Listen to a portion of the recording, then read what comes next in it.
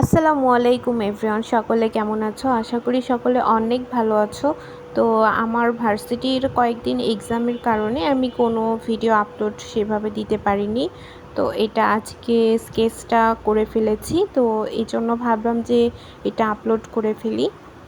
শুরুতেই আমি পেন্সিলের সাহায্যে এটা আর্ট করে নিয়েছি এবং তারপরে এর যে উপরের স্কেচটা ছিল কলসের উপরে সেটা আমি শেষ করেছি এবং দেন এর যে ফলমূলগুলো ছিল, আজকের মূলত স্কেচটা একটা সাধারণ ফলমূল এবং কলস মাছ এই টাইপের কিছু একটা হবে। সব মিলিয়ে করতে চেয়েছি যেন একটা পেন্টিংয়ের মধ্যে সবগুলোই থাকে। স্কেচটা করার সময় আমার 20 থেকে 30 মিনিটের মতো সময় লেগেছিল, বেশি সময় লাগেনি। আর যেহেতু এক্সাম চলছিল আমি চাইছিলাম তাড়াতাড়ি যেন স্কেচটা শেষ হয়ে যায়। আমার পড়াও ছিল অনেকগুলো, তো সেগুলো রিভিশন করতে হতো। তো যাই হোক, এর যে মাছটা ছিল এটা কি মাছ আমি জানি না, কিন্তু এমনিতে এঁকেছি। মাছ সম্পর্কে আমার আইডিয়া অনেক কম, আমি কোনো মাছই সেভাবে চিনি না, শুধু পাঙ্গাস মাছটা চিনি আর কি।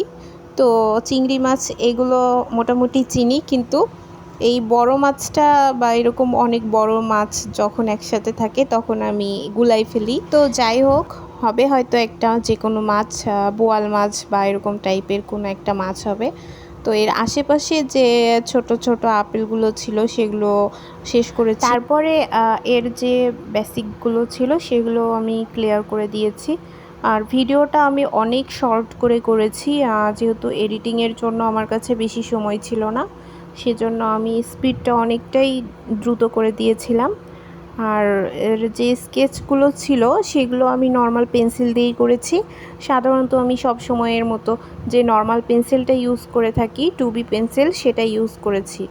আর এখানে কোনো রকমের পেন ইউজ করিনি, স্কেল ইউজ করিনি।